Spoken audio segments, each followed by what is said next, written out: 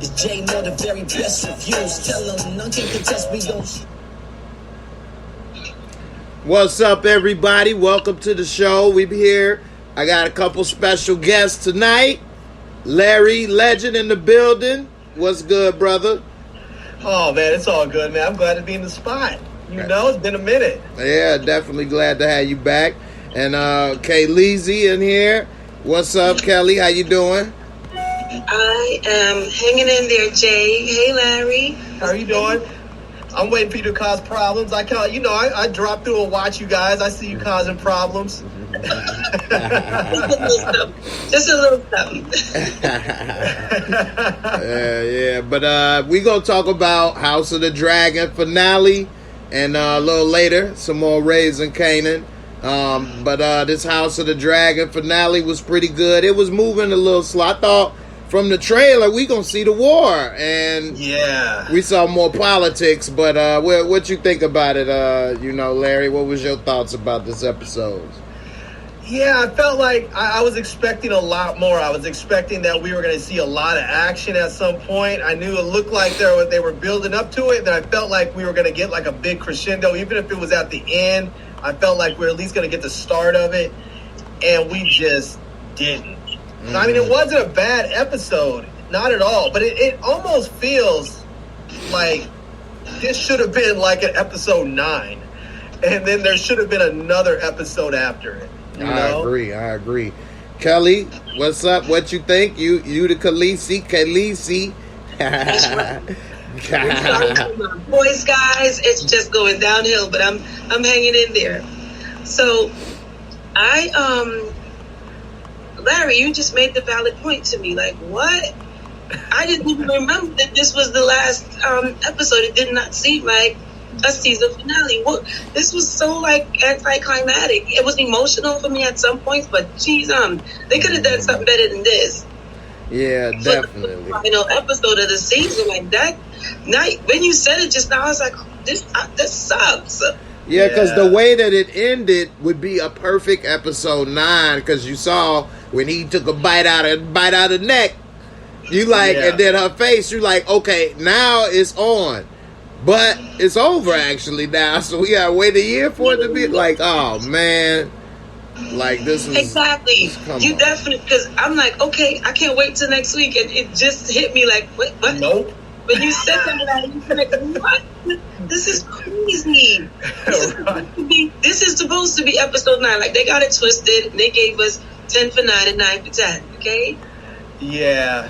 Last week, even though last week I don't think it would have worked as a finale, I think the level of action and the way you were left feeling after that episode felt more like a season finale than this did. The only thing that they did that made it seem like a finale but was too obvious for me was the whole with their backs turned and then they had the slow camera push in with her turning around. You could see sort of the anger in her face. You know, like she was trying to avoid war, but now she's all about it. It's on now. You didn't kill my baby. Yeah. I mean, that was like, we get that as far as the season finale, but they could have done that in the first act and then just given us the war. Especially when they done did so many time jumps and stuff. Why spend so much time with that? As well as, what do you guys think with all the time they spent on her giving birth by herself? I mean, that was very graphic and detailed. Kelly Lee, go for it. I checked out. It was too much and too long. Too much and too long for me. I checked out like, oh, good grief. So remember, I was looking at it thinking I got an episode next week. Now I'm pissed off that they spent all of this friggin' time showing her push this baby out. Come on, man. Yeah, that was the whole battle scene. Yeah, that was like 10 minutes of screen time. Yeah. Exactly. Because now I'm like, wait a minute. Wait, this is it? Like, you wasted, what was it, 10, 15 minutes? Maybe 10 minutes. Which is a long time on the screen. It was very long. It was so graphic, and it was like, to what end? Yeah. It was like, to what end are they showing? I get it that you're gonna have a miscarriage. I get it. You're stressed out about all this stuff, and the baby's coming early. We get all that. But we didn't need to see all the gyrations and of being in labor and all of the flopping around, the baby coming out, all that graphic. We didn't need to see all that. We could have just simply had her in the other room. We could have actually seen her over there, maybe grunting for a second. We could have seen Damon over there preparing for war, heard her screaming, and when they cut back, they could have cut back with her with a baby with the umbilical cord wrapped around its neck and in her arms, and we would have all gotten the point just the same. Right. We already those 10 minutes and given 8 of them to a war. Exactly, because we already saw in the first or second episode a bad pregnancy, and they did a graphic with that, but it wasn't this graphic, and it was good enough, you know. They went a step further. We had to watch her hold the baby for a while, and wow. Then we saw the funeral. Come on, that was a lot, but. You know, Game of Thrones style. They want to have a little graphic, shock value sometimes. So that what's the name? The dude that writes this thing again? R. Martin, George. George R. Martin. Sometimes I wonder. I was like, this dude must not like women or something, man, because his stuff is like so brutal towards women. Like every visual that you see just about towards women has them either being really brutalized or very subservient or something. I feel like the only woman that we've seen that hasn't been like completely that way really is just kind of Ramirez, and that's it. Mm-hmm. And she's even been like in some ways really put down and talked, and demeaned. But some of that's her own doing. You can't run around sleeping with every Tom, Dick, and Harry and popping babies out left and right. Yeah, because it's a double standard, especially back then. So if she was king, she could have had 1,000,000 bastards, but as queen, that you wrong. So what do you all think about taking a bite out of neck? How it is. He got a little neck respect. When she sent them out there to go and deliver that message, they too little. I'm like, why are you sending them out there by themselves? And I just knew trouble was going to happen. Larry, what did you think about how he pulled that patch off and he had that baby blue eye? He said, I want you to have one. What you thought was going to happen? Yeah, I feel like, bro, get over it. He didn't take your eye. He didn't take your eye. He wasn't even born. He wasn't even conceived when your eye got taken. I was like, why are you so beefing with this dude? Ain't he? I thought that was him. Oh, he was the one, Larry. Oh, he was the one. Okay. They changed the actor so much. Okay, because he was so small. I was like, that can't be him. The other dude looks like he's 35 now. Yeah, he does. Wasn't that saying that? Larry, I agree with you. Yeah. I was saying that. How are they going to change the other way and make the little... And there's only a 2-year difference. Okay, see, I wasn't getting that because this dude looked like he was fully yoked up, squared off jaw, looked like he's all in his full-grown manish, Yeah, and... So he looked like... So, dude wasn't going to get he wasn't taking his eye, but I knew the little boy was dead. As soon as he pulled up and landed his dragon...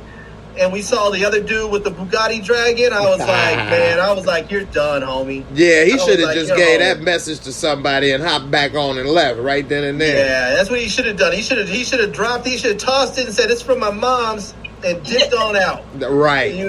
For real. Yeah. Now, Kay Leezy, I know you got a little insight from the books. I'm not the book person.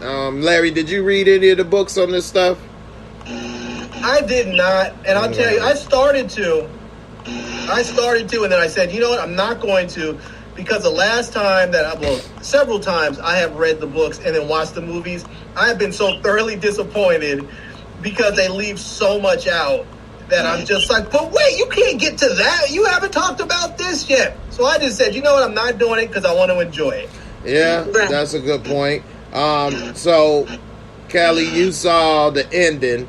And we were speaking a little bit before we went on the air, and I was saying my impression is that he wanted to mess with him and cause some type of problems when they was flying in the air, but it looked like the dragons took a hold of it, and then they got on their own terms, and then took it from there, and it was an accident. He felt bad. He killed them, You say the books was a little different. What's your thoughts on that? Because Eamon is a bad man, so he knew what he was doing when he came out there for his cousin, a nephew, but so he knew what he was doing.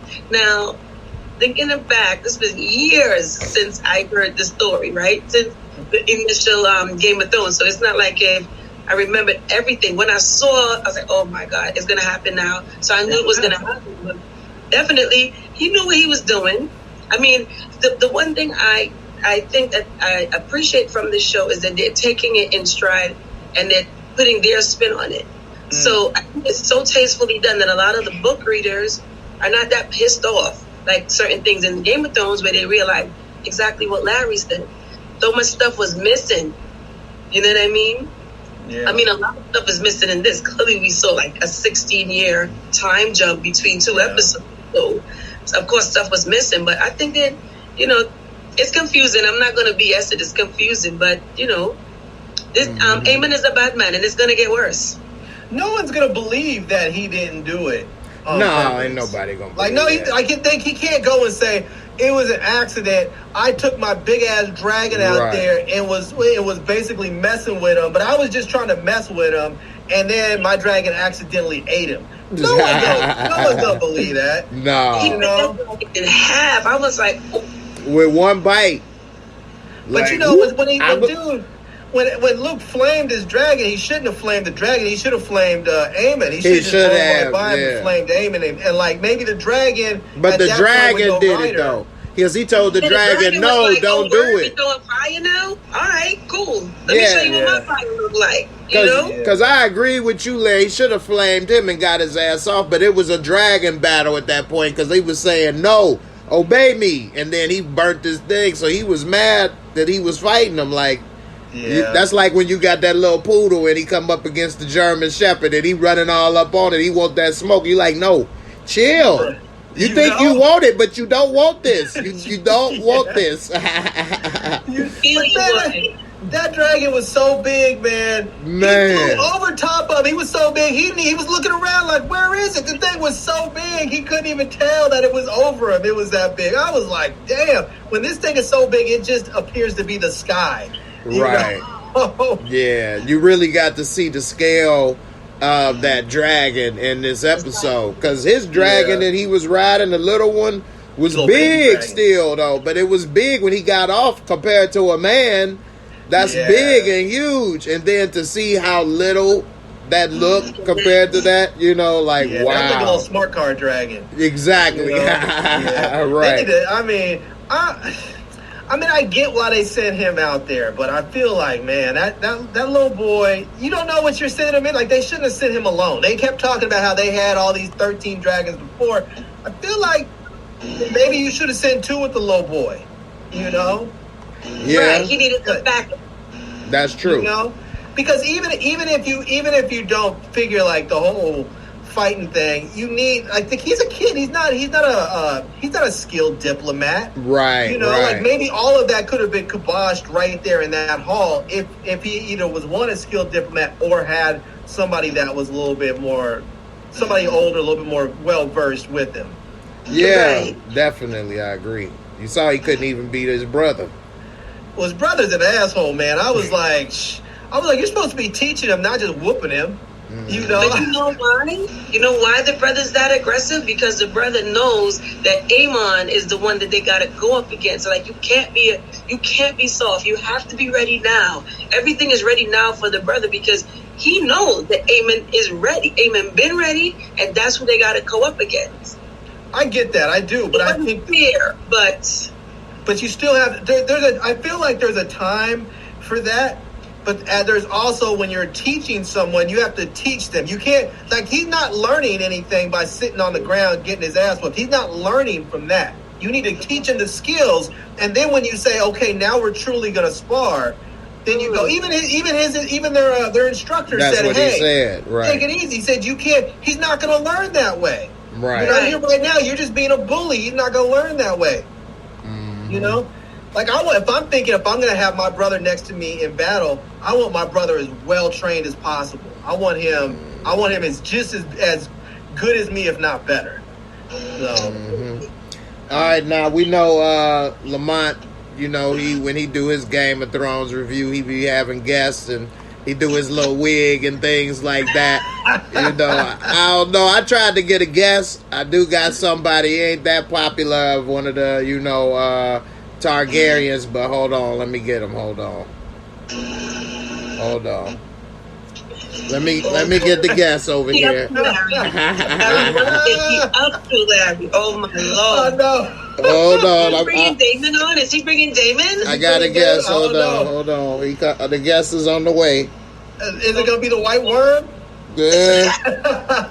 Hold on. All right. The guest is here. It is I, Trump Targaryen. I've done more for the Targaryens since Abraham Lincoln. Okay? It was beautiful episode. One of the big dragons, take a bite out of the little one. That's what you do in business. You take a bite out of the little business. Make a dragon great again. Trump Targaryen? Trump Targaryen. I've done more for the Targaryens since Abraham Lincoln. All right. Are we going to make Valerians great again? Make Valeria great again. Harrenhal will be great again. Yes. We must build, instead of build the wall, build the Harrenhal. Build the Harrenhal. We already have the wall. Beautiful wall.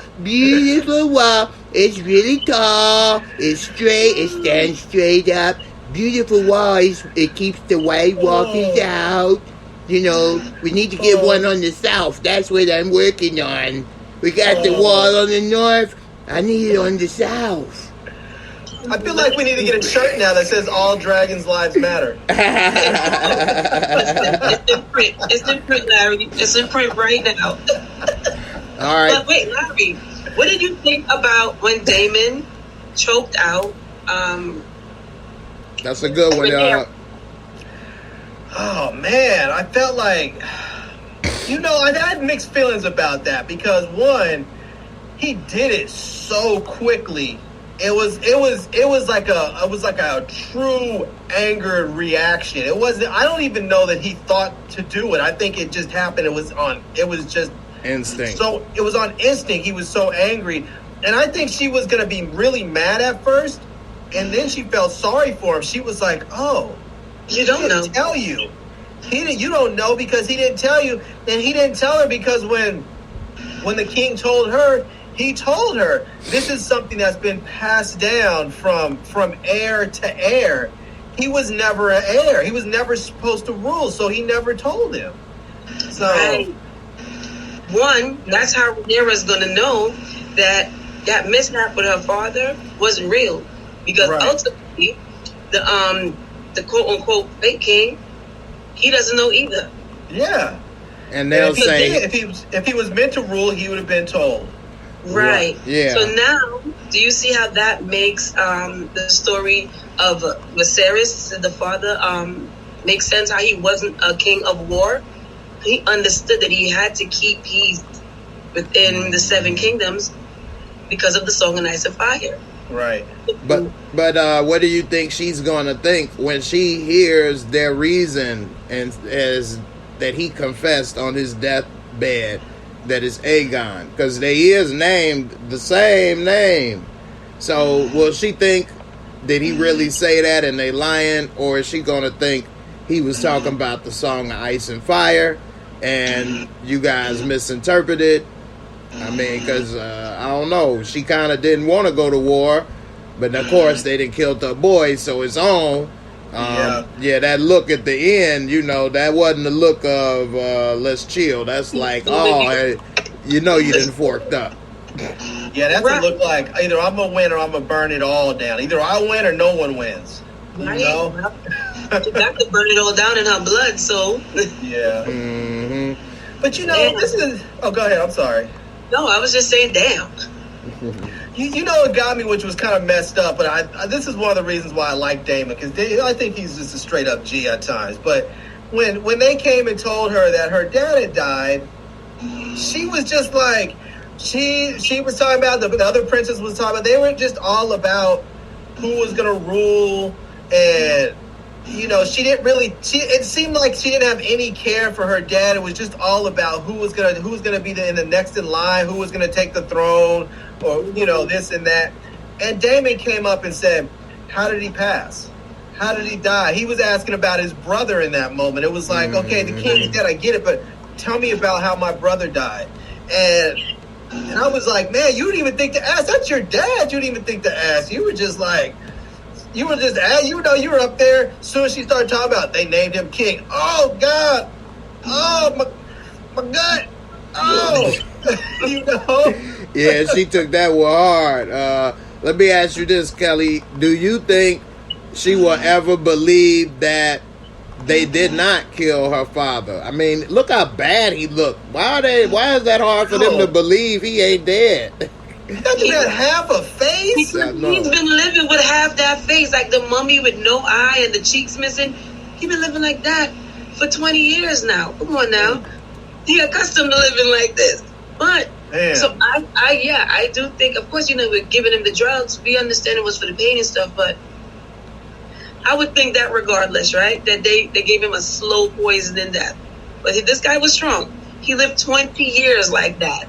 But this is early days of fentanyl. That's a slow drip of fentanyl. Right. Just drinking it raw. Right. Yeah. But I think to what Larry was saying, Damon was never trained in the line of succession. So he could only be emotional to his brother. Rhaenyra was trained that way. Yeah. So she understands that when that death occurs, it's action time. You'll deal with the emotions after. So that's why I think she didn't deal on an emotional level, because she was trained to do this. This is her job. It wasn't just my dad. It's the biggest title in the land. Damon didn't have that training. So he considered his brother at that point. Right. I think it probably only hit her emotionally when, I think, what was that, an obituary or an invite to the funeral when Hightower gave it to her? On the thing, I think that's when it finally hit her. Like, damn, my daddy dead. The paper that he gave her, I think that was a story from the book with the she had a childhood thing she shared with the oh gosh, what's her name? Hightower girl. Right. Okay, I didn't know that. I thought it was an obituary. I'll tell you. I think like that scene on the bridge. I feel like she should have thrown her over the edge. Should have thrown the hand off. Like she took that thing and threw the hand off the. She should have threw the hand off the bridge. She should have threw him off the bridge and then said, "Tell the queen, the next time she wants to speak to a queen, come speak to me, queen to queen. Don't send your pops. And now we both lost our dads. Now we can maybe talk about something. You know." But I'm a dad. Yeah, that's gangster right there. Yeah, I thought she was gonna roast them all on the steps right there, but you know, I guess she was still thinking she could prevent war, which, you know, wasn't being realistic. Now, before we let Kay Leezy get up out of here, because you know, she wasn't feeling too good, but we'll talk about. I know I'm pushing through the talk right now, but you know, I'm with it with you guys. I'm a team player. I'm here. All right, I ain't wanna play you injured in the game. All right, you gotta go get you a hot toddy or something, you know, because if the whiskey doesn't lubricate your throat, it just make you not feel it. Either way, it works. I'm gonna look into that, Larry. Let me write that down. Hot. Right. Either way, it works, right? Right. Now, we saw Damon creep off to a new dragon. He was singing a little R. Kelly, trying to woo the dragon up in there. Arvelli, and he was singing a little Arvelli up in there, trying to woo the dragon. What's up? Is this dragon supposed to be as big and formidable as, you know, McGruff? I'm going to call Big Boy McGruff because he took a bite out of that neck. Is he going McGruff instead of that McPuff over there? He puffed that fire, take a bite out of the neck. What's up? McGruff is the biggest dragon, so no matter what that thing come out there looking like, unless they putting a spin on it, McGruff is supposed to be the biggest dragon, period. Now, I'm curious, is he supposed to be the biggest dragon that they have riding? Because he did mention they had some wild dragons out there, which I think he went to go. He was like, so... Right. we don't know how big those wild dragons are if no one's riding them. That looked like a big ass head or whatnot, you know. So we'll see. I mean, because they are changing it up. So McGruff is supposed to be the biggest dragon, but you got a point, Larry. They got a bad wild one out there. Tell you that. Yeah, they do got a bad wild one out there. Because he was singing, and when they showed his head, when he blew that fire, old boy had a big head. Yeah. He looked sizable. I would, yeah. So it's gonna be something else whenever they get to it, but who knows? They hopefully they don't try and do some funny business again and be like, it's gonna take 2 years to write the stories. Yeah. Somebody actually put that in the comments. So go ahead, Kelly. What was you gonna say? How long is it gonna take for them to come out with the next one? Like I don't know. Jesus. So Mad Gaming in the comments said, I heard we gotta wait 2 years for season 2. I hope that ain't true. I hope not either. For real. 2 years. Yeah, that was messed up then that they left it on this type of a cliffhanger with it ending. I mean, like you say, this should be episode 9, and damn. So it better be all war then for season 2. Pure war from as soon as the intro come in, just pure war. Period. Yeah, for real. So, but you know, we all, like, at least I feel like everybody was thinking at some point we're gonna see Aemon and Daemon have to get it in. They look like each other. They look like Aemon looks like a younger version of Daemon. I think everybody when they saw them said, "Oh, those two are gonna have to battle at some point." And now I think we pretty much just guaranteed that when dude just took out the little boy. Yeah, I think we just guaranteed that Daemon's gonna come for that head. So Aemon is the bootleg Daemon. Okay, so that's it. Aemon gotta go with that blue eye and all. He got to go. He might need to pop that jewel out and piss in his eye. I'm gonna let you live with this indignity so you can come back and fight another day because you're just not ready yet. You know? Let me get this straight. Wait, so Daemon has to pop the jewel out and piss in Aemon's eye? Yep. Use it as a porta potty. Use it as a porta potty. You know, sterile, peace, sterile. He'll be all right. Just tell him, hey, you're not ready yet. He'll be salty in more ways than one. It wouldn't even be any honor of me killing you right now because it would be like squashing a bug or killing an infant. There's no honor in it right now. So I'm gonna wait till you grow up a little bit and then you can come back. Yeah, you saw they looked eye to eye in that last supper with the king, and old boy stole on him and he was about to do something and Daemon stepped in and they kind of looked like you know? David rolls up in spots and people act like Tyson just walked in the building like, oh damn, you know. Right. I'm gonna fight that dude over there. I'm gonna fight him. The other one. Right. You saw when Rhaenys told the sea snake his brother head got chopped off by Daemon, he was like damn. Right, like damn. What was he doing? What did he do to upset Daemon? Right. He always running his mouth with our house, reaching too far. The sea snake really knows how savage Daemon really is. Remember when he went to the crab feeder and they joined forces in that? Come on, the sea snake knows how savage Daemon is. So he don't want that smoke, okay? Yeah. Daemon, though, that scene. Yeah, he chopped old boy in half so much that he just went balls out. He was like, I'm going to take out this whole damn army on my own. And did. Rolled up in there. It was like, this dude is a straight beast. Yeah, man. Daemon ain't no joke. And they go to what I was waiting on. This looked pretty big. Look how big he is. Yeah. So I don't know. This might be the biggest dragon. And if Daemon is riding him and he's going up against Aemon, that's going to be a good battle because you're going to have two big giant dragons. And it's a fair fight. Yeah. And I don't know if Aemon's going to be ready for this because Daemon, not only is Daemon like an experienced warrior, but obviously he's like the dragon whisperer. I don't feel like Aemon could have rolled up in there and talked to this dragon and been like, yo, homie, let me ride you. Right. He probably would have got flamed. Maybe, yeah. He knew what song to sing. Yeah. So, yeah, that was a good one, man. So, damn, man, I hate that it's over. Man, whether it's 2 years or 1 year, man, seems like it's just getting started. I hope there's another part of this Game of Thrones universe as they have now. Everybody wants a universe, but I hope there's a different part of this that we can see. If they got the Jon Snow coming, there's a different one. Jon Snow's spinoff is coming, so I think it come out next year. So it will be in between this coming out. So that's a good point. Wait 2 years, but if I have some other stuff in between there, maybe I'll be okay. But 2 years is too long. If I, as a producer, I wouldn't want to wait 2 years for anything. First of all these actors are going to be like 5 times more expensive by the time you get them back. Like, unless you have them locked down with their contracts, all of them are costing you more money.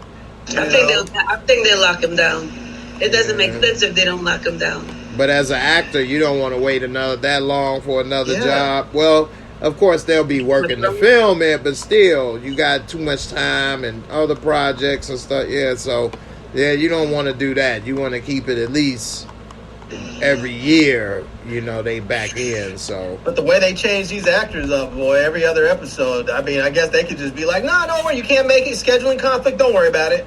We'll change you up. Now, Kelly, I asked you this before, but I asked you again before we switch over to Raising Kanan, and then I asked you, Larry. But as far as the cast change of the main characters because of the time jump so much, did that take away from the viewing experience a little bit with you, or did it not bother you? Because to me, it was hard for me to connect with it. Pretty much, Yeah, it bothered me a lot, and so that's why I'm Team Damon.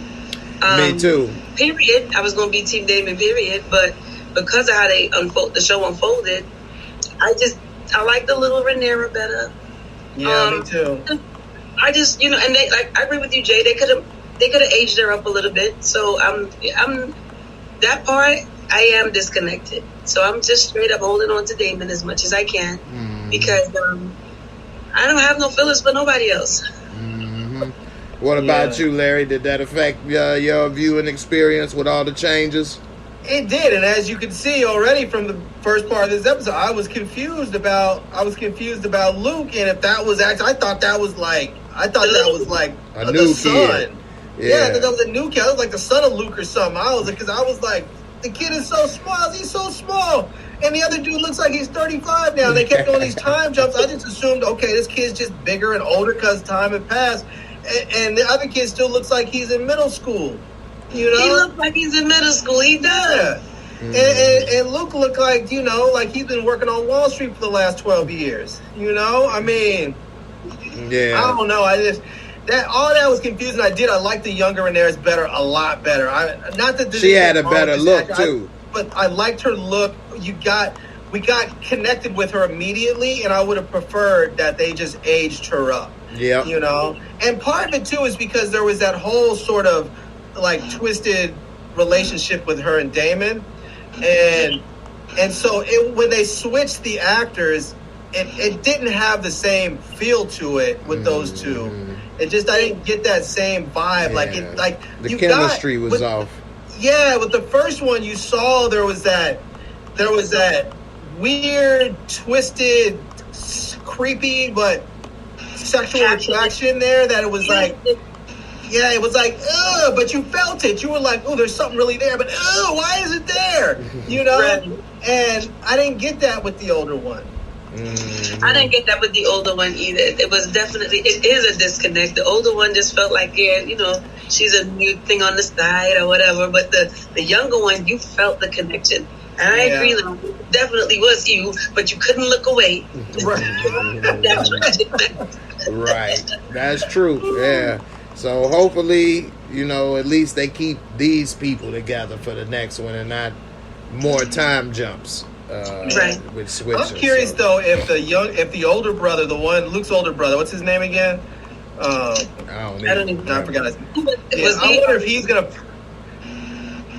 gonna fight Aemon, because I think after he finds out his brother was killed, but I wonder if he's gonna fight Aemon. Aemon's gonna kill him too, and then we'll finally get the boss battle between him and Damon. So I don't know about that one, but the bottom line is, as long as we get to Damon versus Aemon, we good. Yeah, season 2 better be fire. Speaking of season 2, let's switch it up to Raising Kanan season 2 finale. I got my girl Gina ready to join the party to talk about Raising Kanan season 2. Gina, you there? There we go. Hey, Gina, how you doing? All right, guys. I'm going to cut before y'all get started because y'all don't want to see me crying. Go get that hot telly cracking. But tomorrow, I'm scheduled in for tomorrow for sure. So I'm going to rest up and we're going to come back. All right. Sound you know, good. down 24/7. So we got it. All right. You, Kelly. Yep. Take it easy. Yep. I'll see y'all in the chat. All right. Later. All right. So, Gina, what did you think about this finale, and what scene stood out to you the most in this? I enjoyed it. I thought it was a great episode. The scene that stood out to me the most was Unique coming to rescue Rob. I did not see that coming. That was a surprise. I knew when they do the typical hesitation, something was going to happen, but I didn't think that was coming. What do you think? Do you think she's more open to his love connection proposal now? She could be. I really thought it was Howard, though, because him and Kanan were on the way to the house. So as it was happening, I was like, come on, Howard. And then it was Unique. I was like, wow, that was out of nowhere. Now, let me ask you, because you in New York girl. How is he getting from Jersey to Queens that fast? Because didn't they hit everything kind of at the same time? Or what is it? At night, there's no traffic? Or what? I don't know. It's definitely traffic. But he's got the he made it happen. He made it happen. All right. Mm-hmm. Larry, what you think about the episode? Since we on this, do you think she might be open to his office water cooler proposal now?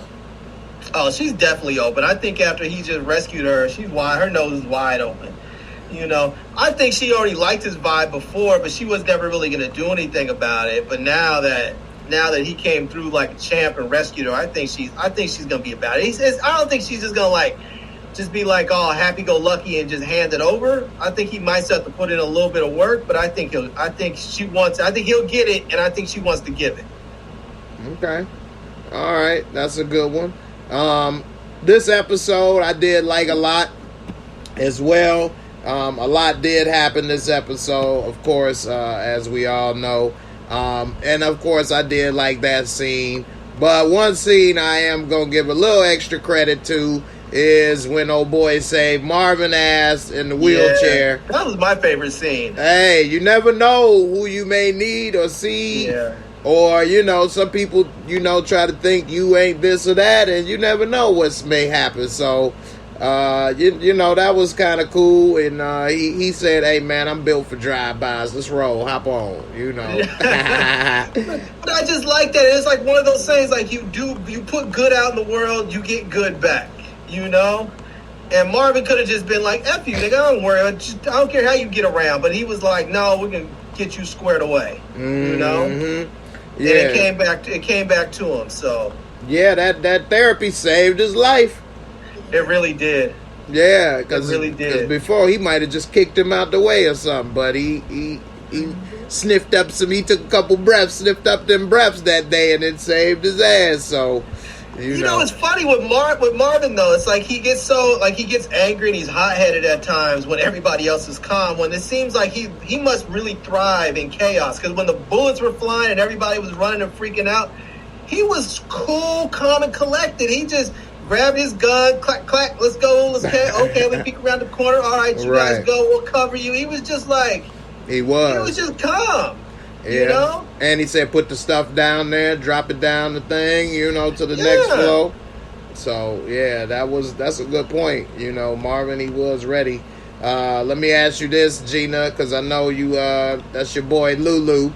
What you think about Lulu when they came for him? Did you think Lulu was going to get hit? And then they got Kelly's girl, Zaza. Now her single might be a hit now. What's your thoughts on that? If she would just stayed away for the 2 weeks, she would have been good. But Lulu, he handled himself very well. He had that adrenaline pumping, so I didn't think he was going to get taken out. I didn't have no fear about him. Okay, what you think about Zaza now? Is it going to be any fall back for the death of Ziza?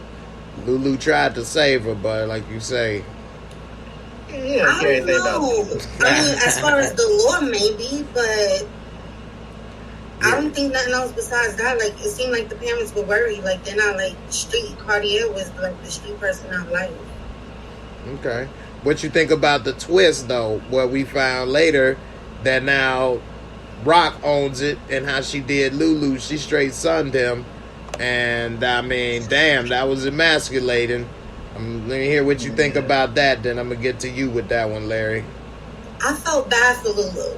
I felt really bad for him. But he just hopped into even worse situations for himself. Like, he went to Cartier. He went behind her back. She went to Crown without him knowing. It's like Lulu was just getting deeper and deeper and deeper. Like, he really can't go nowhere now. The place he wanted to escape to, she got it. Yeah, he in trouble. What's up? What you think about how she did Lulu? Basically said, I own you. You basically my bitch. I mean, he had a tear in his eye. I thought it looked like it. I mean, what you think, Larry? Did he have a tear in his eye? Did she do too much right there? It did look like he had a tear in his eye, and yeah, she did too much. I think what she damaged their relationship. You know, I don't think there's any repairing that. I think it's just irreparable harm that she did. Not just because the way she treated him, but she showed herself to be not trustworthy. She showed that she cannot be trusted, and the only reason why she was able to get away with that with Lou is because she was his sister. Because he thought this is my sister, I can trust her. She's not going to do me like some other nigga off the street would do me. And she did exactly that. She treated Lou like he was scrappy. She didn't care about him. She just basically used him. And because he wouldn't let no other woman grab him by the face and yelling at him like that. No, he would not. And I think she's just gonna find that she's gonna have all kinds of problems with Lou. Just like, I'm not here anymore. I mean, honestly, what Lou should do is pack his stuff up and go to LA and go find homegirl, go find Famous's sister, and say, you know what, I'm out the game altogether. I know you were with Camacho. There's no beef there. Let's make this thing happen, you know? But he's not going to do that. Right. That would be the good thing to do. You know one thing I didn't like about this episode? They never closed out Famous's story. I know. They didn't even bring it up. He bodied that dude up, and they didn't close it out. No. Let me ask you this, since Larry bring it up. Gina, what's up with the Pops in New York? He wasn't snitching. Everybody said he called the cops when he got his ass beat, but when this time we saw he wasn't saying nothing. So what is it? Did he call the cops? Did he not? Is he scared? What's happening with Pops across the project? I don't know now. That got me thinking, did he call the cops? Because I thought he called the cops. Yeah. But, yeah, he didn't tell. I don't know if they're going to ask him again, and then he might, but he stood tall. Okay, Larry. That was right in front of the door. I wouldn't want nobody coming over there. And what could he do? Nobody's questions. Right. And he couldn't do nothing. He still got to live there. Mm-hmm. It may end up backfiring because that means you allow criminals to still operate. But if you snitch, they may retaliate on you. Larry, what do you think? Is Pops going to say something? Is it over or what? Did he call the cops before? He's not saying anything. I mean, I'm surprised he even opened his door. I wouldn't even open my door. I'd be like, just turn the TV up a little bit. Yeah, I wouldn't even want you to think I heard nothing. Don't even think I knew. Straight up.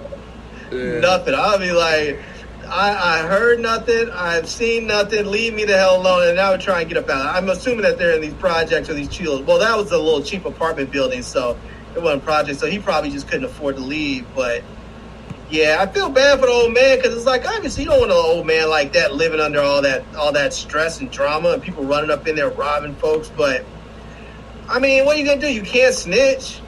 You know, he looks so sad, man. I feel so sorry for him, man. Yeah, he's a good. They picked a good actor for that role because he looked like a sad, scared old man for real, man. He really does. Damn, man. Pops can't do much. So, yeah, I don't know. But that is interesting that they didn't bring it up with Famous. What you think about how Kanan took the dope and said, this is my dope. And then he's saying, tell moms, I don't give a damn what you tell her. And then him and Famous, they out there putting in work. Famous did the right thing and not getting caught up with it. But what you think about how Kanan now manning up, saying, man, fork my mom. This is my stuff. Man, come on, man. Somebody needs to do something with this little boy. He's just a mess. He's just a mess. I mean, I don't even understand how they run this operation because Kanan runs up in there when he feels like it and just grabs dope so he can take it and run. And then you also have Lulu coming in, just grabbing the day's receipts and bouncing up out of there. People are just coming in, taking money out the spot, taking dope out the spot. It's like, who's doing the accounting for them? You know? It's like, how are you managing this business like that?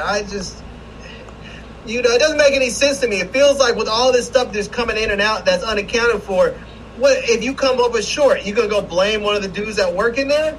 And they're gonna be like, you're gonna be like, how you gonna blame me when Kanan just rolled through yesterday and took a whole key? Or so-and-so came and looked with the whole day's receipts. How you gonna blame us? We've been here just putting in work, eating chili dogs and selling dope. That's it. Chili dogs and selling dope. Gina, what's up? What you think about Kanan now? He a grown man. He gonna go ahead and grab his dope. This my shit. Mama said that the empire should do it all for me. It's mine then.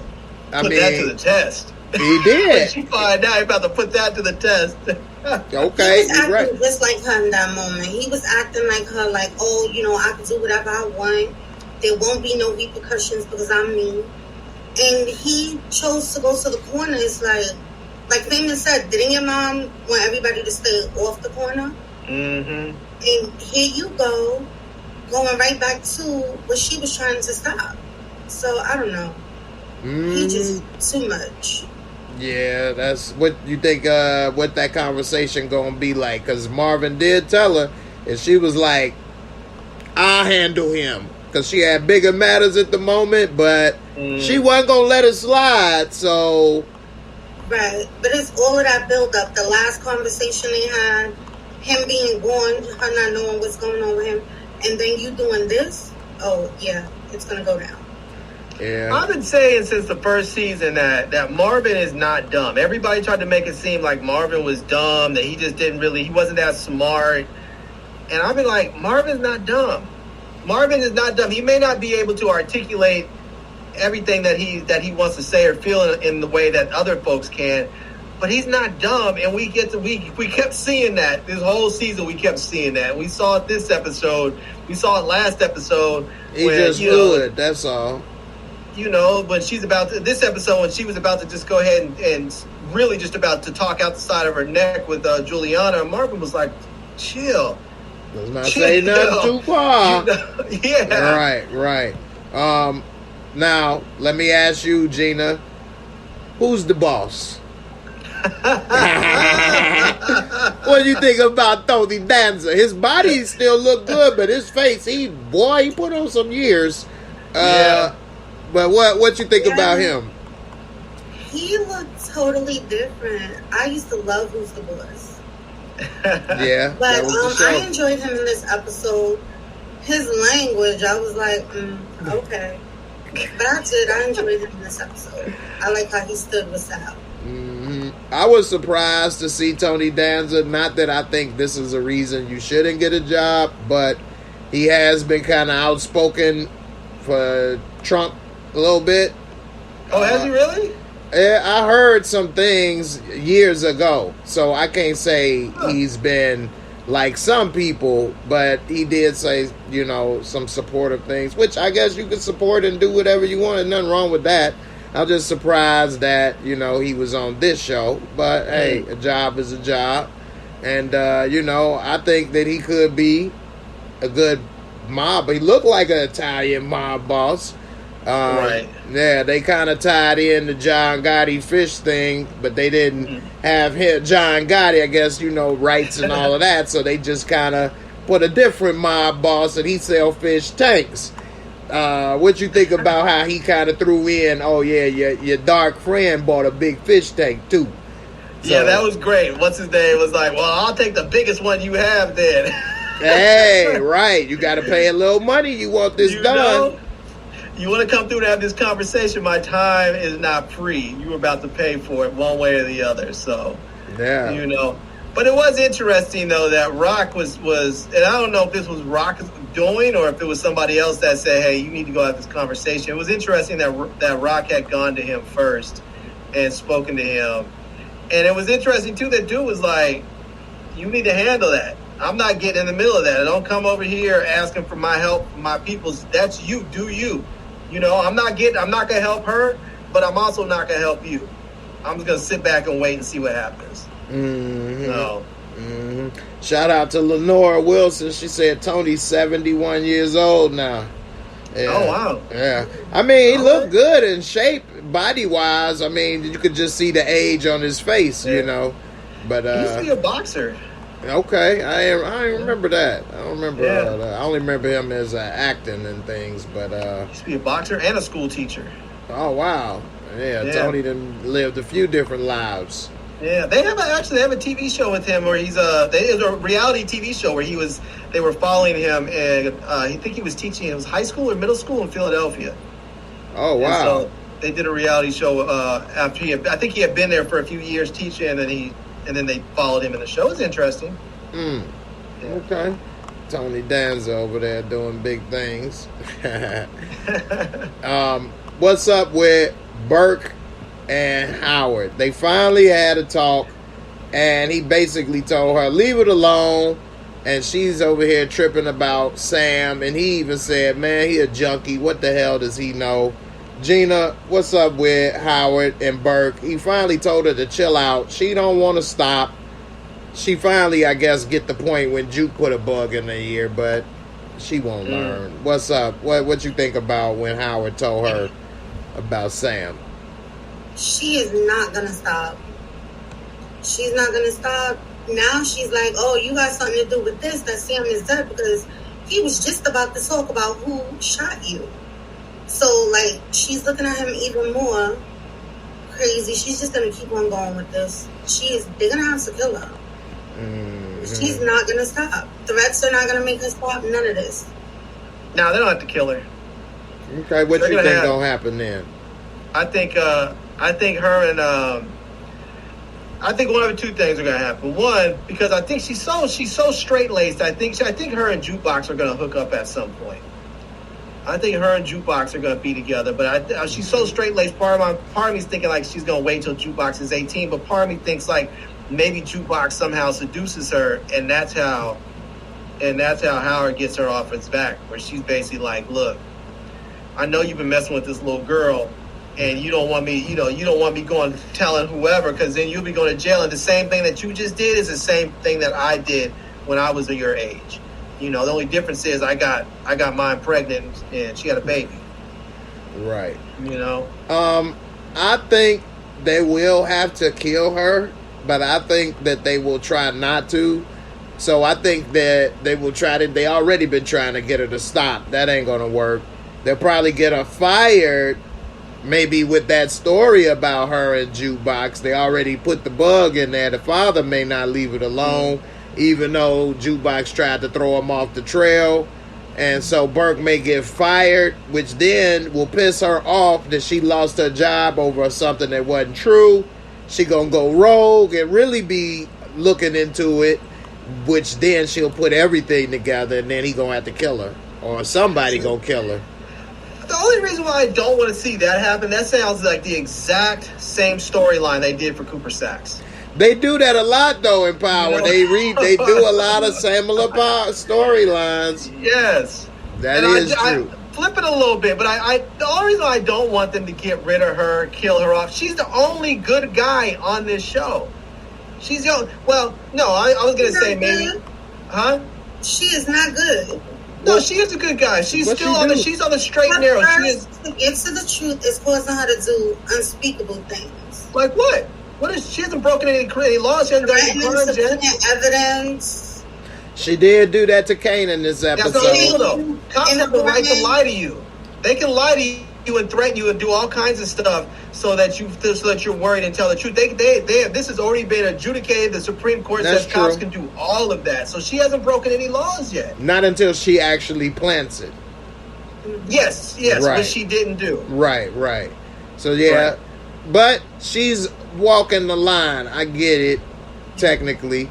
But I think if you get rid of her, who's the good guy on the show? Like the only people that were sort of good on this show was her and Symphony. But you couldn't even really say Symphony because Symphony knew right out the gate what Rock was doing, and he was down for all of it. You know, he wasn't a part of it, he wasn't doing it, but he knew exactly what she was doing, and he still was down to be with her. So like if something happened to him, you couldn't even really be mad and say like, well, you didn't know. But the cop so far is the only innocent in here. Mm-hmm. Yeah, she's probably the only good guy. You're right, because, I mean, I guess Howard is not a bad guy, but he walks the line, too. The damn pedophile. She lied to him, though, he said. So he didn't know she was underage going into it. Come on, man. A girl takes her shirt off and her titties stand up here without a bra. You need to check the ID. There is no grown woman who gravity hasn't kicked in on them yet. I'm not trying to be funny. I'm just saying for real. That's what happens. Gravity will kick in. Well, she wasn't, even if she was, when she lied, it wasn't like she said she was 35. She said, 18 or 19. Well, that's still young. I don't believe that this cop was up there running her as a CI and all this stuff. And didn't check and know how old she was. I don't believe that.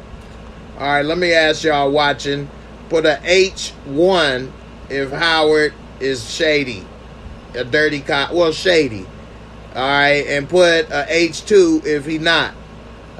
You can put a H3 if he walked the line. You know, I don't think he's really a shady, dirty cop. We haven't seen it. He got a shady past. Yeah, Miguel said he got a shady past, which is true. Did he get lied to and know better? Sometimes, you know, you talking to this girl and she ain't 18, but she lied. So you let her lie so that way you can say, well, she said it. You know, he knew better. You know what I mean? So did he do that? Or I mean, just because she said it doesn't mean anything. Right. You know?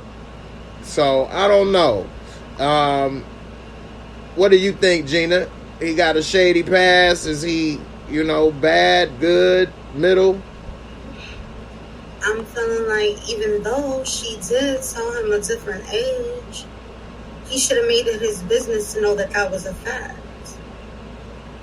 And he didn't, so, you know, all of that is going to come with, look how old you are and look how old she was. Mm-hmm. So, how old is High Post? DEFCON, I wonder how old he was. I'm not sure. Yeah, he might have been like, well, you messing with him. Must have been good enough. You know, here's another point that we should consider, considering he was a cop too, is that if she was his CI, I don't think that, even if she was 18, I still don't think he could have had sex with her legally, right? Because he was in a position of power over her. That's a great point. Think that they will say that she wouldn't even have had the ability to give a consent because she would have felt like she had to do it. So I think even regardless if she was 18 or not, I think having sex with her still would have been illegal. That's a good point, and they do have that laws in even schools and things and jobs, you know what I mean, with that power dynamic. So I wouldn't be surprised if they did have something like that. That's a good point. So yeah, I'm still not making excuses. That was a dirty ass nigga. We all know it. He slept with that young girl. She got pregnant, and that's just dirty. I mean, he was up there raw dogging with that little babe. All right. Well, then you talk about dirty females. Let me ask you this: is she dirty? Am I dirty? I finally know the way. Are you strong? But I am strong here. I am strong here. I got a new hairdo. I have a new, a makeup. I am a new woman. Gina, Larry, let me ask y'all this: is she wrong for how she did Rock? Gina, let me hear you, and then Larry, you go. I think so. I do. I think that was wrong. But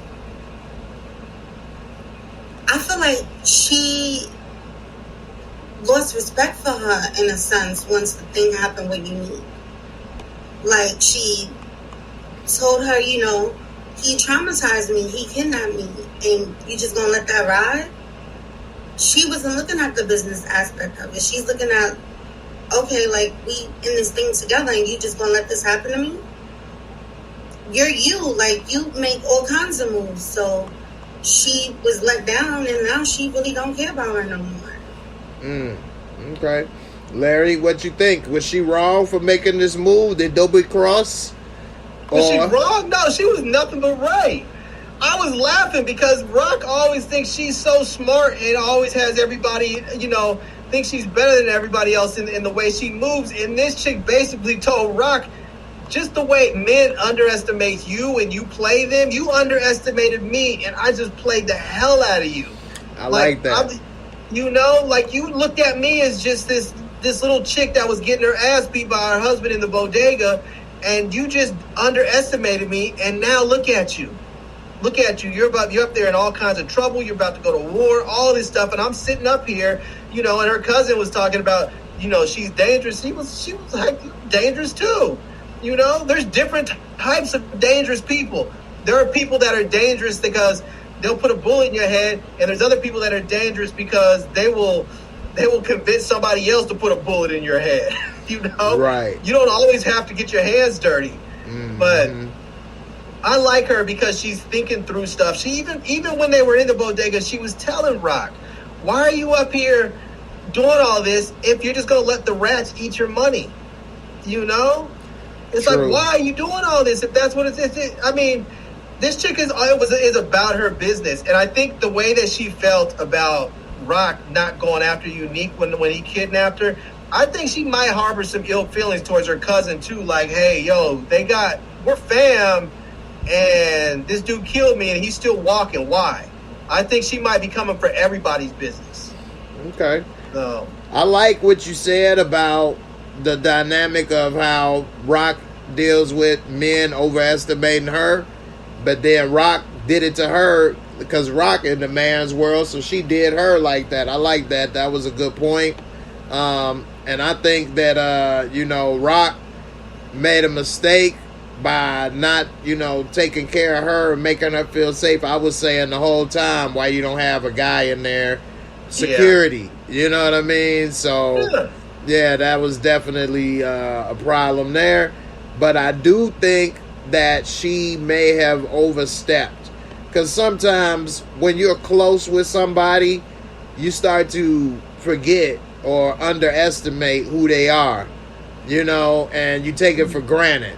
Just like in a relationship, a woman may see a guy and he driving this and looking this and that, and she's happy. But then as you've been with him for a while, well, you only got this for that, or you only did this, or you ain't really did that, or it ain't really, and so she probably looked at Rock with the strength and taking out the husband and thinking one thing, but as she spent time with her, you only let rats eat your money. You ain't really doing this. You let him do this. You let him do that. And I think you forgot who I am because you was next to me a little too long and you saw a couple little chinks in the armor, but I think I'm going to have to remind you that, yeah, I may only do this or had that, but I ain't no one to play with. Like what you saw in the beginning is still there. You know what I mean? And I'm going to have to remind you, it ain't went nowhere, you know. But she can't really remind her too much since her cousin is the connect. That's the point. That's the only reason she's straight. If Juliana gets real smart with it and figures out a way to maneuver her cousin up out of there and she becomes the connect, Rock can really never touch her. You know? That's a great point. So she's lucky with that. But Rock said we can find another connect. And then that was basically a war threat. Because if we find another connect, now we don't need you. But that's why Marvin said, hold up. Yeah. That's not because that's the thing. You go and try and find another connect. You don't just have to worry about them. Those other, the Colombians are going to be like, you can't just go and start dealing with the Jamaicans or the Haitians or the Mexicans or whoever else. No, this is our spot. You're going to do business here. You're going to buy our product. That's it. Right. We ain't going to let you just take your business elsewhere and we're going to be like Walmart. Oh, well, we just find to know the customer. Nah. That buddy We're is happy here. to do business with you, but you're going to have to do business, Mm-hmm. So. What you think about that dynamic with the Colombians and Juliana and Rock and finding another connect? Is she going to be in another war next season, Gina, or what? What's happening with that? I think she's definitely going to be in another war. She's definitely, they just lining up. Mm-hmm. But the way Juliana turned, it was a build-up to expect it. Especially the first sit-down that she had with her and Joaquin. It was like, she was not feeling her anymore. But we'll see what happens. Yeah, I mean, it's going to be... She still got the Jersey Boys. The Jersey Boys are still on Broadway right now, so Go ahead. I was just going to say they did that old typical drive-by half-ass thing, wasn't worth a damn. They got up close and personal like they should have did. They should have stopped the cars and got out and finished them.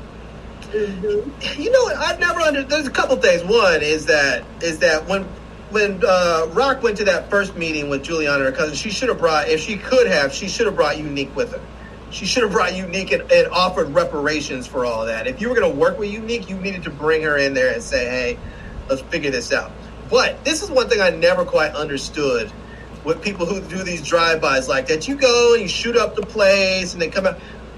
Why don't you have another car come behind you? You shoot up the place and have somebody throw Molotov cocktails because fire destroys everything. Like, I don't know anybody who's going to come outside and try and keep on shooting when the sidewalk and the side of the building's on fire. Good point. I'll just need you to plan the next hit. Yeah, I mean, that's one of those things that people use. I mean, that's what those terrorists learned and overseas. They were like, we'll send in one vehicle to blow some stuff up. We'll get all the people to come out, and then we'll send in the real one. Yep. Yeah, that's true. Now, you mentioned reparations. That don't always work. It sounds good, but we saw this brother came with a little manila envelope of reparations. How did that work out for him in this little comb over? Larry, what you think about his reparations package? Yeah, this brother he's not thinking forward at all. This brother's going to end up dead, and Rock's going to own his territory. This dude's not, like, I know he thinks he's getting over, but he's not getting over. No. He's not getting over at all. He just made a very, very bad move that he didn't think ahead on. And I mean, I get it. He doesn't want to work for somebody else. But I mean, maybe you just work out a different deal. Maybe you just work out a different deal with Rock so that it's not her territory, but you still buy from her or something. I don't know. You figure out something. Yeah, I was saying she didn't know enough about, little comb over and baby Kevin Hart right here. She ain't know enough about their operation, and it seemed to backfire that she don't know enough about them as well. He thought he could slide a little money, and that wasn't what she wanted. She didn't want that money. She wanted your service. I feel like whatever money needed to be slid is not going to fit in an envelope. Right. Right, because she wanted long-term money. I'm trying to take these areas. I'm trying to take Baltimore and D.C., and you think that you can buy that with an envelope full of, like, you better come with suitcases every other week. You know? Right. Damn right. Gina, what you think about what he did with his little reparations package and and how she responded, and him and Kevin Hart? I think that she underestimated him because she just knew that when she spoke to him, he was going to go with her. And then she turned around and she was like, okay, I'll prove a little something to you. She got his boy out. And now she thinks, oh, yeah, he's just going to ride with me. And it didn't turn out that way. Yeah. She had her face cracked in that moment. She didn't know what to do. But yeah, she does that a lot. She underestimates. Yeah. One thing I will give Power credit for is their prop department for being on it with the old school Cheetos bag. How many of y'all remember that? That was dope. Damn, where did they get that from? Oh man, that is old. Damn, it didn't even have Chester Cheetah yet. Marvin stays eating too, boy. I don't know how this brother didn't even gain 100 pounds just from this role. I know, right? Yeah, for real. They definitely keep a snack in his hand. That is for sure. So, yeah, man. A lot going on, man, with this episode. I liked it a lot. In typical Power fashion, characters run their mouth, talk too damn much. And I did like the jukebox kept it real and didn't lie with that dirty lie. But you talk too much talking about the crack was yours and this, that, and the other. Gina, what happened? Did she tell too much? Is it going to backfire, or did she tell enough? I could see her, like you said, I could see her clearing up the lie. But I do feel like she talked too much. Like, why you giving him that information? You letting him know that that's a lie. That's not what happened. You don't need to let him know that she got it from your bag. Because he's a grieving parent at the end of the day. He might not look at it the way that it was. So, yeah, I think she shouldn't have told him that. I think he might almost start looking at Juke as like a surrogate daughter, because he lost his daughter. He knows that his daughter loved Juke. And he lost, he's divorcing his wife. He needs somebody to hold on to. I agree, but I think she put it in jeopardy when she said the crack was mine. What you think? I agree with what you're saying, and I saw that as well. But I think she might have. It didn't sink in at that moment. I think he was still in disbelief. But when he's sitting there with a little glass of yak, he drinking that Boosie yak, he gonna be like, you know what? I'm coming for her. Yeah. I mean, part of all this is like, this is one of the downsides of watching a prequel. Is we know whatever happens to Juke is not going to be that bad, because we know she's going to end up being a cop. So whatever it is that she does, we know, one, she's not going to get caught. Because there's no way she's going to get busted for selling dope or for killing somebody or doing anything else and still be able to become a cop. Right. Yeah. Good point. That's a good point. And that is part of the problem with, like you say, prequel. And then also, I try to stay in the show moment and not know, well, I know this person is filming for season 3 already, so they ain't gonna die, or this, that, and, I try, I know it, and I'll, say or report, but I try to not put that into account when I'm doing the line of the story, because they take away the fun of it, you know what I mean? I will say this, though, since we're talking about Juke, those hands, woo! Yes, those hands, though. Go there. What you think about that? And then I definitely got to hear from Gina with the Brooklyn. What's up? Man, she worked that dude over. She was dipping, bobbing, weaving, was just cut, put dude down, and then was just kicking the crap out of him. I was like, man, you better be glad your boys weren't around, because you just would have got straight up clown. You didn't even get 2-piece. You got worked over by this chick. Right. I mean, I feel like if this was today, Juke would probably be. She'd probably be in the UFC or something, making money. Yeah, she'd definitely be a TikTok star with that ass whooping right there. Yeah. And this dude, I don't know what he thought he was trying to do, trying to flex on her or something. I'm like, you know who you're dealing with, right? Why would you even test her like that? You know? I mean, if you're a church boy, you're up there, you know. I don't know. I mean, he didn't act like a church boy, but he seemed to stay up in that church. So I'm like, you know, you're not about that street life, and Juke is, and you know this. So why play with her? I know, right? He definitely looked stupid trying to go up against her. And then we see everything was a setup from the get-go, and I'm glad they answered that question because everybody was like, how did she know she was gay? How they know? So, you know, I'm glad they answered that. Let's go to the girl from New York. Did she give a Brooklyn beat down? Is that how the ladies handle it? In NY? Handled her business. She handled her business. As soon as I seen her chilling on the stoop, I was like, ooh. And he walked by, I was like, oh, it's about to go down. Mm-hmm. She definitely handled her business. And he underestimated her because he saw her in pretty dresses with her hair pressed. He didn't see Juke. He met Laverne. So he didn't know what he was up against, and he soon found out. Mm-hmm. I thought he already knew Juke from just around the way.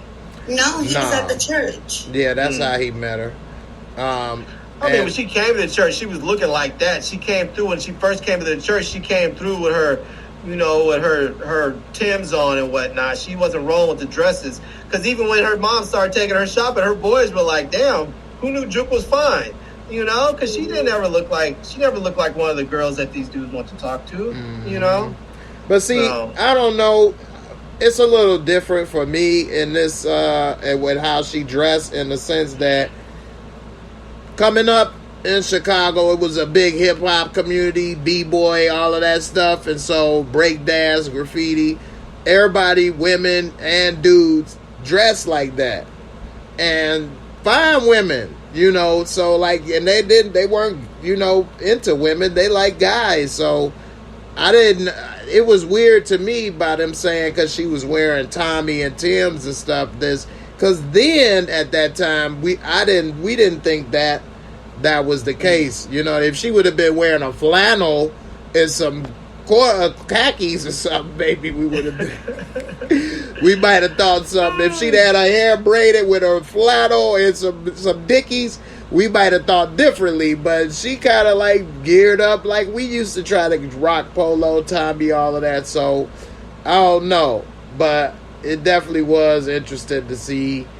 When Gina got a great point when she was sitting on that steps, I thought the same thing, because we got those same steps in Chicago, same type of buildings. So I've been where you be going certain blocks and there's people on the steps and you already know, you know what I'm saying? So like as soon as I saw it, I'm like, oh yeah, it's on. Because that's a setup, you know what I mean? So sometimes people will lean up against a wall or something like they ain't about nothing, and that's a setup too. So, yeah, I definitely saw. Her mom was dirty though, man. What was she expecting? She figured, okay, I'm all up in the church, so let me go make sure my daughter goes smashes this dude. Right. So that this dude smashes my daughter, so I can ensure that she's not gay. So what? You worry about her sinning, so you send her out there to sin? Right, and you just met her. Why worry about other things other than who she's screwing? You don't even know her. Right. Yeah, just take some time to be with your daughter and enjoy it. Don't try and change her up and make her wear it different. You let her wear what she wants to wear. If you want to take her shopping and you see she's wearing Timbs, go get her some pink Timbs if you want to fem her up a little bit. You know? Right, exactly. Somebody just said, Nika S said, that's true, Jay. A lot of girls, including myself, dressed like that back in the day. We thought they looked cute. I didn't never think, she looked like a dude. She wearing a polo or a Tommy, too. They had them little tatas up in there. It was all right. I used to tell my mom to buy my pants, like, bigger than what they actually, so they could be baggy. Like, yeah. And you can't go buy her wearing Timbs because she's from New York. Right. That's what we do. We wear Timbs. And we wore them in Chicago all the time. Everybody wears Timbs. True. See, I'm from California, so no, they don't wear them in no California. They wore excuses. flip We have flops. warm weather. Yeah, y'all wore flip flops. Y'all ain't wear no big ass things. Y'all had them karate shoes. That's what I saw it. And I'm like, man, what the hell is this? You can ball and fold the shoe up in one hand. Yep. Karate. My cuz like, man, this is what we wear, cuz. I'm like, man, what the hell is this? Yeah, man. Yeah. Karate shoes, crocus sacks. Yeah, crocus sacks, yeah. Sometimes, for a few minutes, everybody was rocking wallabies for a little bit, but that was like a little bit. So.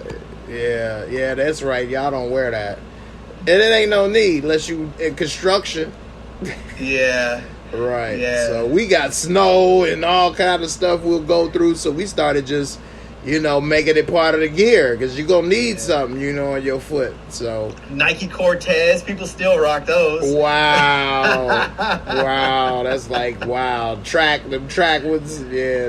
Damn. Woo. Yeah. So, yeah, Chicago, we was rocking them too. So, yeah, I feel you. While we still talking about them, one last thing. What's up now that her mama dead? She just got to know her. She did say some hurtful things. She may have meant it, but you never know because what she said and did with Marvin, she meant it. And now look at him. Now she'll never have that chance. Gina, what you think about what happened with mama getting popped? And how is that going to affect the family from moving forward? I'm not sure if Juke's gonna blame herself like she reintroduced us to the family. Because she was over in Harlem. They had nothing to do with each other. And she wouldn't have been there. But I thought that she was coming to talk about her. When I heard her say, she assaulted one of my church members, I was like, lady, what's wrong with you? I didn't pick up on that. What's wrong with you? Yeah. What's wrong with you? And then when she said, get down, I've always heard get down as get down. Like, the way that she ran inside, like, she was all exposed. I was like, what is wrong with you? You didn't get down? Right. She ain't had no street I didn't understand skills. that part. I was just like, That's a good point, though. I missed, she said that she assaulted a church member. yeah, she was talking about her assaults in Corey. That's what she came there for. Oh, my God. I don't think, I'm not going to say Juke's not going to miss her because that's a parent. But, the woman has been out of her life for like all of 2 weeks? She came back, was in her life for a couple weeks, took her shopping, buying some clothes she didn't want, and then try to set her up with some dude to try and check her, and now she's dead. I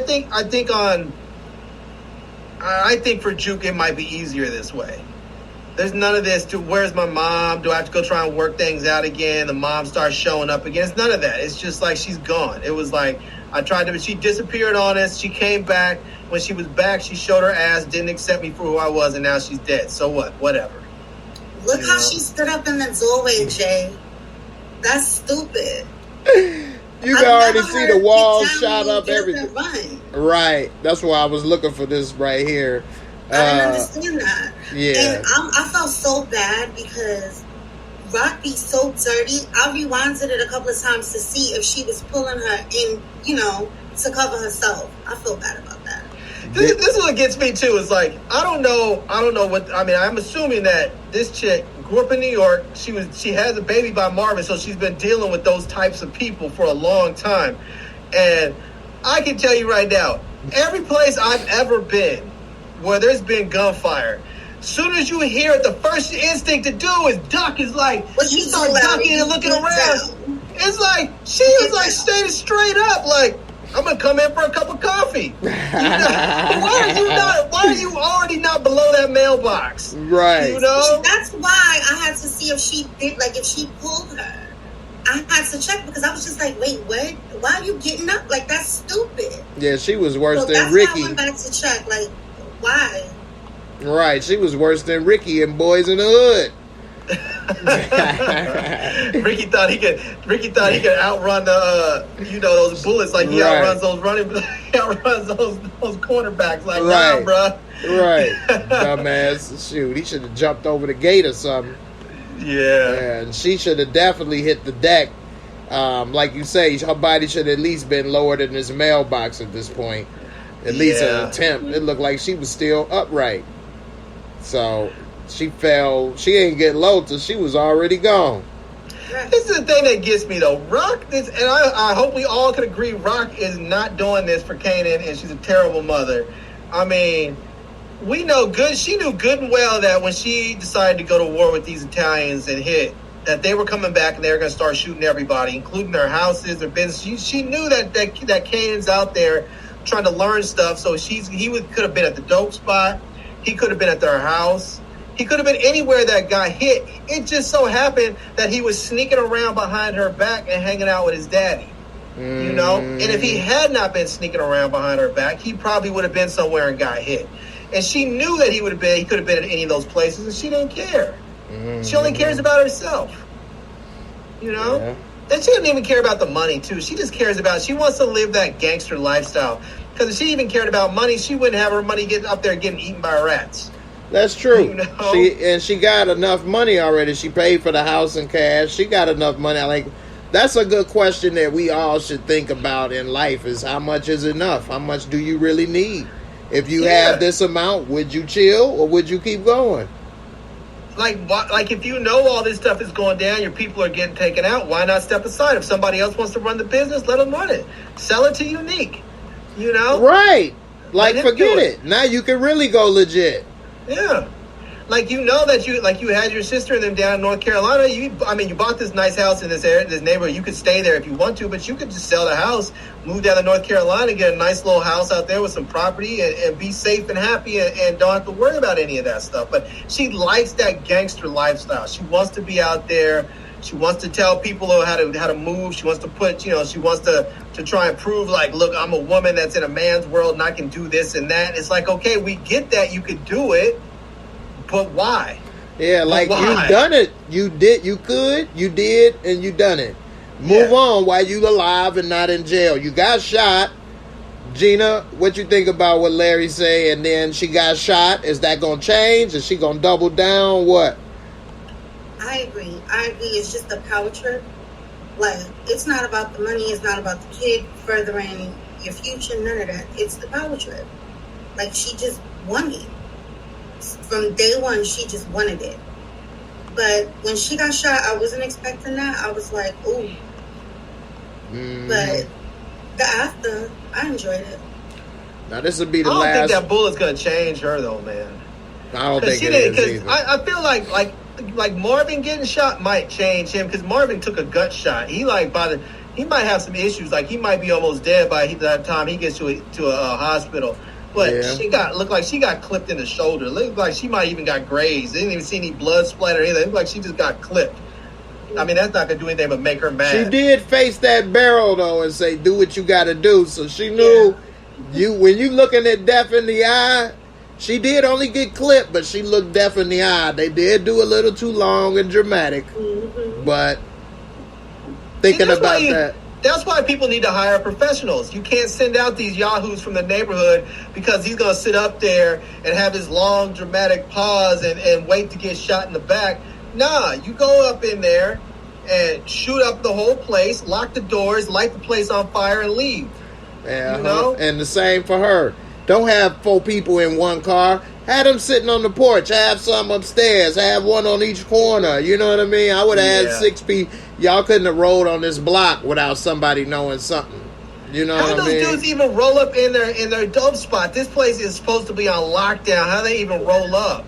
Right. Like the second these dudes came through the front door. Right. That was the whole point. They should have had radios already. They should have had the radios telling there's a hit. People are coming. Right. From the rooftop. We see them parking, pulling up. From the first floor. They running up here, running up to the thing. You know what I mean? That's a good point. That was her whole point, she said, to see the cops and everybody. We can see them from blocks away. So if you can see the cops from blocks away, you sure as hell can see a bunch of Italians pulling up with guns in their hands. You know? That's true. Yeah, that was crazy. Now, this is the last thing before we get out of here. Shout out to everybody watching. Don't forget to subscribe. I appreciate it. Check out my man Larry's channel. You got the TIFL production. What's that, Larry? Oh, it's my Today I Feel Like. My Today I Feel Like channel. So. All right. There you have it. Definitely go check my mans out and subscribe if you haven't already. This will be the last thing of the day, and it'll go back to a little bit about what Burke said, but then it's a little theory involved. So she said to Kanan, basically, your mama a snitch. She was the CI. So we know High Post got burnt alive for snitching. Did Rock really was the one where she was the real snitch and he took the rap and got burnt for that? And if the rap on the street, if it comes out that she was a CI and a snitch, is it over for her career in the future?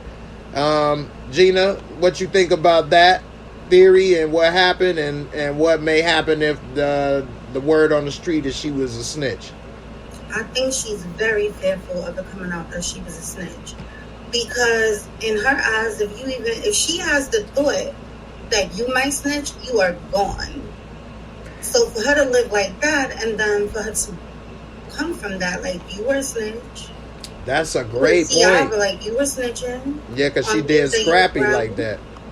On information that you were privy to. So how can you have, this set of rules for one group of people and you don't have the same set of rules for yourself? Mm-hmm. So yeah, I think she's very fearful of that.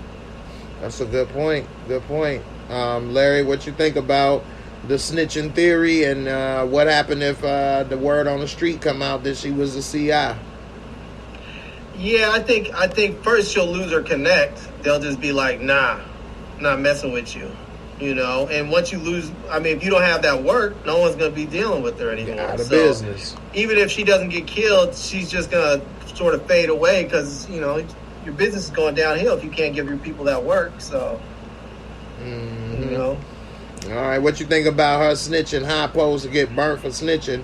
Turn out she was a real snitch. Did he take the rap to save her? Or was it a coincidence that he was a snitch and maybe he put her on to being snitching? It's hard to say because people in the streets always act like everyone's just got all this honor, no snitching. Niggas be snitching left and right. You get a dude in jail and he's up there, he'll be 20 years old looking at doing a 10-year bid, and all of a sudden they'll say, if you tell on us, we can get you out of here in 18 months. Man, them dudes be snitching like crazy. And people snitching like all kinds. People sit up there listening to their cellmates tell stories, and then they go talk about it. Yeah, they do. They will if that could get their time reduction reduced. Yeah. What you think about Sam snitching? Got caught real quick. I used to be an accountant, Larry. No, you can't believe me. Yeah, I used to handle people money. Oh, man. Let me get one more hit, Larry. Sam, I feel bad for Sam when he told his story. I was like, damn, man. I was like, this dude used to be an accountant, was a real dude, was an educated brother out there and just got messed up with those drugs.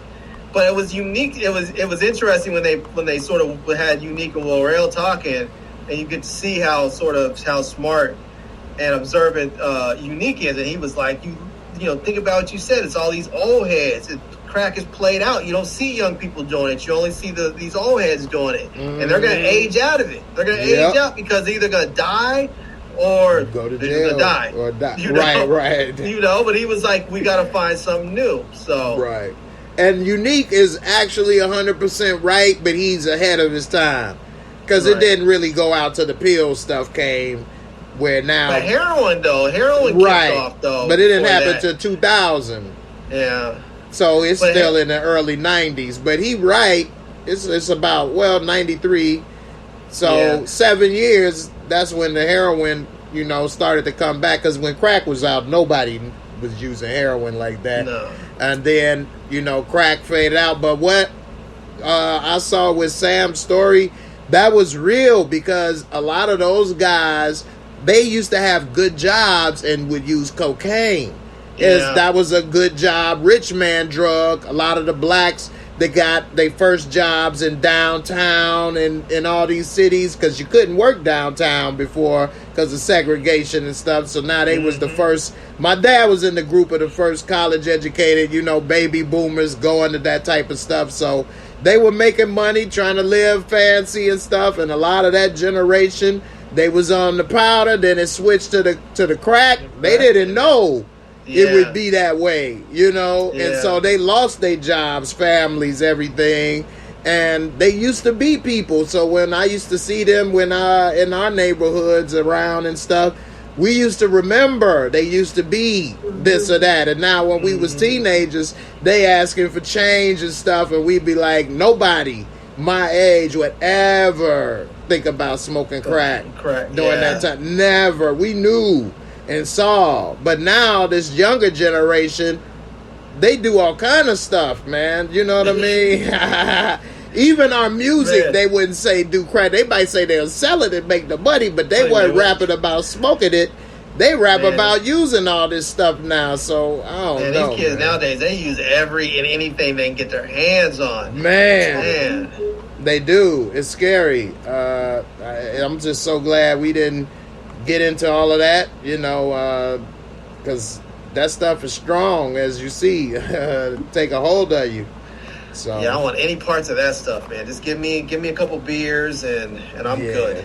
Yeah, I never, because of that experience of seeing that type of thing, I never wanted nothing to take me away from me.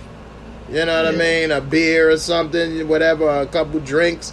You good, though. You know what I mean? Now, you can become an alcoholic, of course, or anything can be abused, but for the most part, it's not. You have to work to do that. Whereas with some of this stuff, you don't even have to try, and you'll get addicted, That's what I was going to say. Unless you have a genetic predisposition for alcoholism, like, alcoholism just doesn't happen. Like, you don't just go get drunk one night and all of a sudden that's it for you. Like, you have to put in the work to turn into an alcoholic. If you don't, unless you have just like that built into your system, and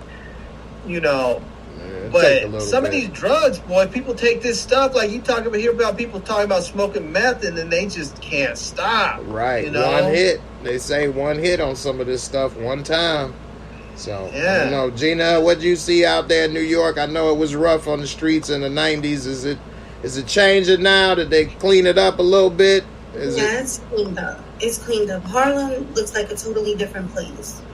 But in the 90s, I lived in Harlem, and we go to school and go for recess, and you see, like, all the crack valves, like, in the yard. Like New Jack City.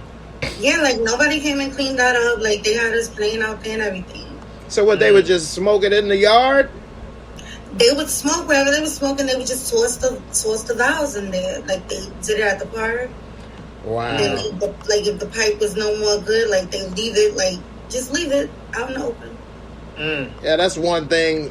You notice different things, a little differences in certain things. So like in the movies, and then I guess it was real, but you guys used little glass tubes to do stuff, whereas in other cities they would just use like a little plastic Ziploc bag or something, so that was real fancy, I thought, with a glass vial type of thing. I mean, that's like, what were they being manufactured for anyway? Like, what did they say that was for? An earring? Straight drug, for just like the little bitty Ziploc bags that be this big. Like, what is that for? But anyway, man. Yeah, I feel like when I was coming up, I feel like I didn't know anybody personally that was like a crackhead.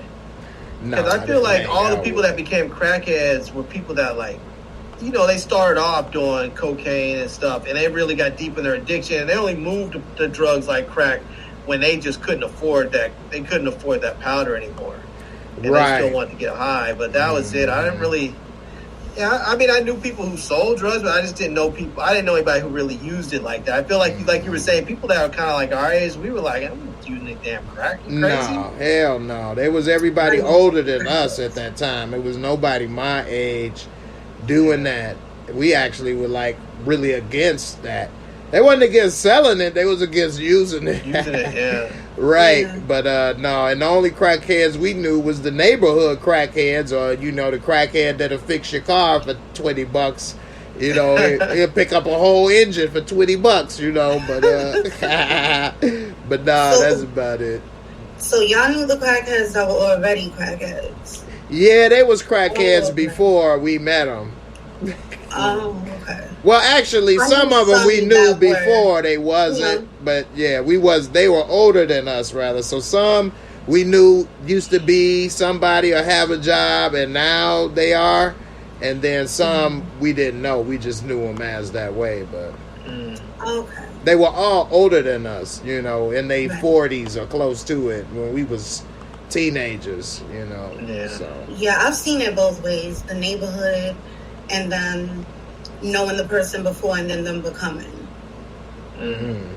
Yeah, see, like I said, I don't know anybody my age or friends. We just knew the older ones, and looking back at it now, we was rude and disrespectful a little bit. Looked down on them some, which is bad, but we kind of didn't go too far. Yeah, some people would really beat them and do a lot of stuff, but we didn't do that. But we might laugh or be like, "You stink" or something like that. But you know, still get money and you fix my car.